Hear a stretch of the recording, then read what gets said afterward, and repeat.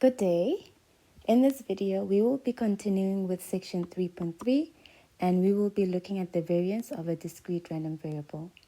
In the previous lectures, we looked at the expected value of a discrete random variable as well as the expected value of a function of a discrete random variable, and we looked at one of the special cases where a function hx is a linear combination of the random variable x, where hx is equal to ax plus b. So we looked at the expected value of hx as well as some of the special cases from that function, where b, in this case here, b is equal to 0, and in this case here, a is equal to 1. Now, in this video, we will be defining the variance of a discrete random variable. And from the variance, we can define then the standard deviation. We will also derive a shortcut formula for the variance of a discrete random variable, as well as give an expression for the variance of a function of a discrete random variable. Then we will also look at the special case where this function is a linear function of a random variable x, where x is equal to ax plus b, and so we'll look at the special cases for that variance in the following bullet points. Right, and then at the end you should also be able to derive the variance of a Bernoulli random variable. Right, so the variance of a discrete random variable is defined as follows. So it says there, let x have PMF px and expected value mu. Then the variance of x, denoted by Vx or sigma squared x, or just sigma squared, is Vx is equal to the sum of x minus mu squared times the probability of x, which is just equal to the expected value of the function x minus mu squared. Do you see it? Then the standard deviation SD of x is given as sigma x, which is just the square root of the variance.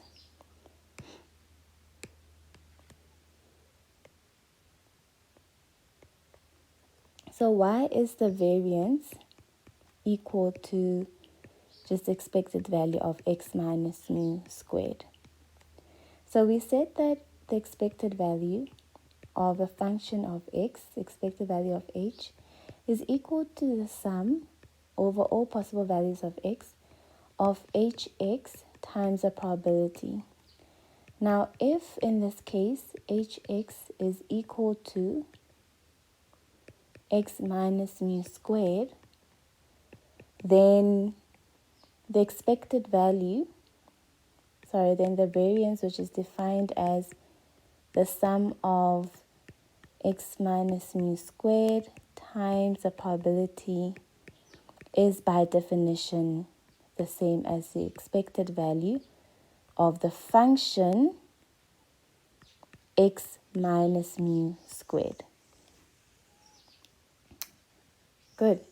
Now the shortcut formula for sigma squared, if you do not want to use this long formula here of adding the products x minus mu squared times the probability, if you don't want to use that long formula, then you can use a shortcut formula. So the shortcut formula says the variance equal to sigma squared can also be calculated as expected value of x squared minus mu squared.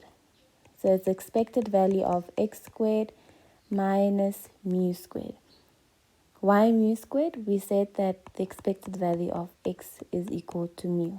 All right, so let us try and prove that.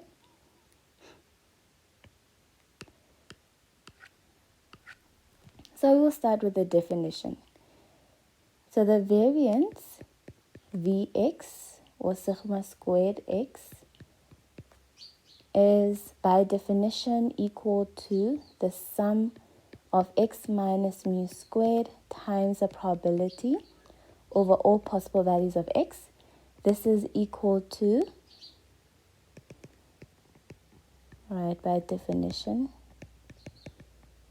Now this is equal to the sum over all possible values of x of x squared minus 2x mu plus mu squared, right?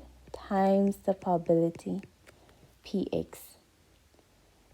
And then this is equal to the sum over all possible values of x of x squared times the probability minus 2x mu times the probability plus mu squared times the probability. All right? And now this is equal to the sum over all possible values of x squared times the probability minus the sum over all possible values of x of 2x mu times the probability plus the sum over all possible values of x of mu squared times the probability. By definition, this sum of x squared times the probability is equal to what? By definition, we have hx as x squared there. Anything of this format here means that we have expected value of capital X squared, right? Then minus the sum of 2x mu times the probability. Now, since we have here constants 2 and mu, we can put the two constants in front of the summation sign, all right? And so we have here minus 2 mu times the summation over all possible values of x times the probability plus mu squared is a constant. It's the calculated expected value. It's not a random variable, right? The random variable is x. Anything that you calculate using your sample data or your data is a statistic. So the expected value, it's some point estimate or value. It is not a random variable in this context. So we have here plus mu squared times the summation over all possible values of x of px. All right, so now in the next line, we have again expected value of x squared minus 2 mu. Now this summation here, summation of x times px by definition is equal to the expected value of x, right? Okay, plus mu squared, then the sum of px, if we add up all probabilities, that will add up to 1, all right? Now this is equal to expected value of x squared minus 2 mu. We did say that the expected value of x is equal to mu, isn't that correct? So we have again here mu plus mu squared, and so we have expected value of x squared minus 2 mu squared plus mu squared, and so the variance of x is equal to the expected value of x squared minus mu squared. Or in other words, we could say the variance of x, which is sigma squared, this is equal to expected value of x squared minus the expected value of x all squared. All right, so we have proved the shortcut formula that this indeed is true.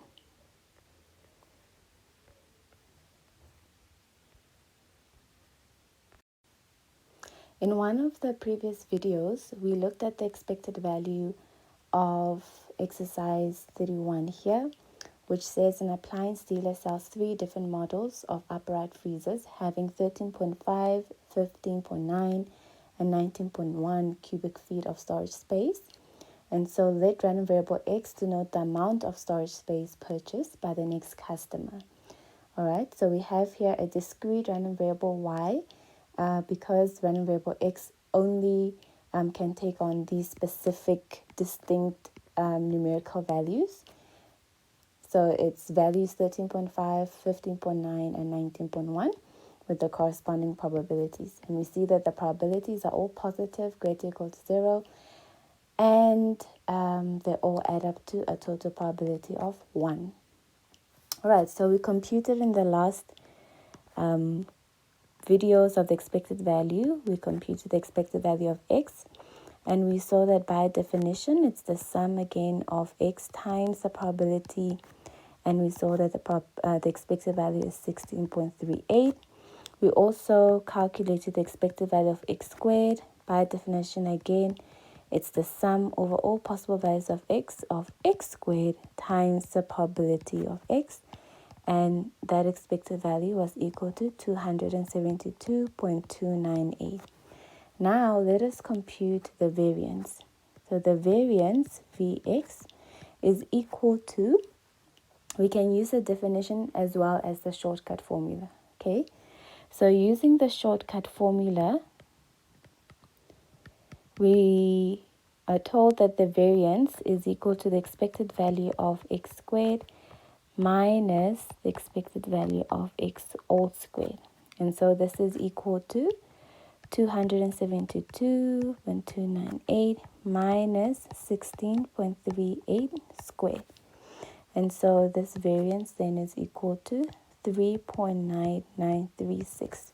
Right, so we see that the variance, yes, it is greater than 0. That's one of the important things to look out for. If your variance is negative, then it means that you miscalculated something. Either you did not calculate the expected value correctly or the expected value of x squared correctly. Okay, the variance must be positive or must be greater or equal to 0. Greater or equal to 0. So the minimum value of a variance is 0.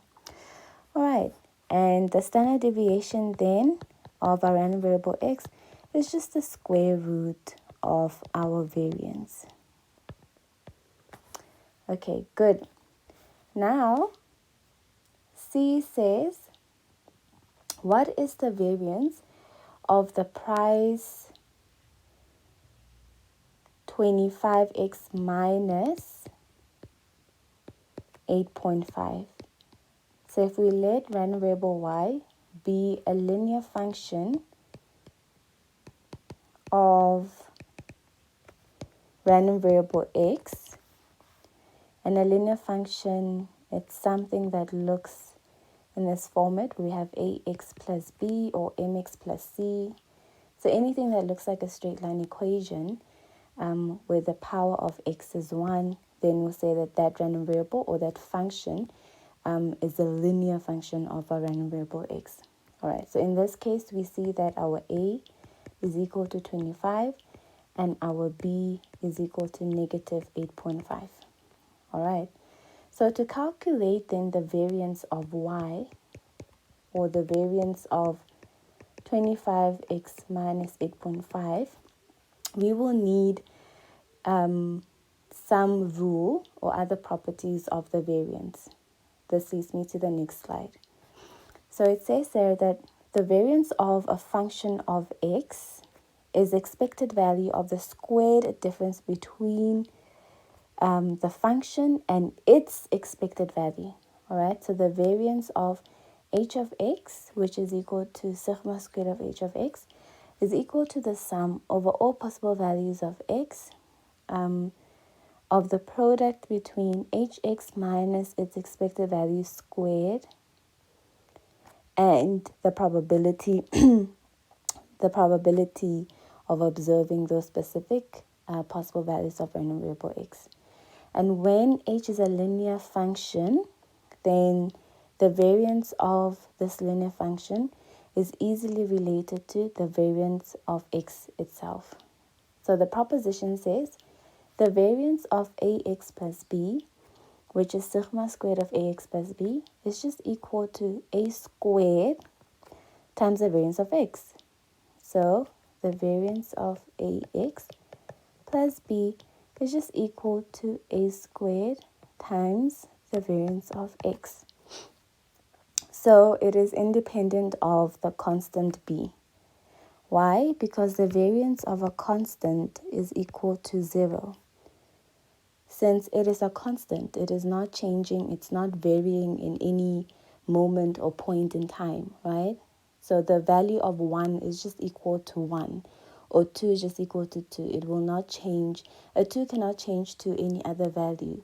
A 2 remains as a 2. So the variance of a constant is 0. Since a constant does not change, it will remain, the value of b will remain b. All right. And so from this proposition, we have these two special cases where it says there that the variance of ax, which is equal to sigma squared of ax, that is just equal to a squared times the variance of x. And the standard deviation is sigma ax, and that is just equal to the absolute value of a times the standard deviation of random variable x. Why absolute value? We use the absolute value since a may be negative, meaning you might have here a linear function y equal to minus 2x plus 3. And so your a there is negative 2 and your b is positive 3, right?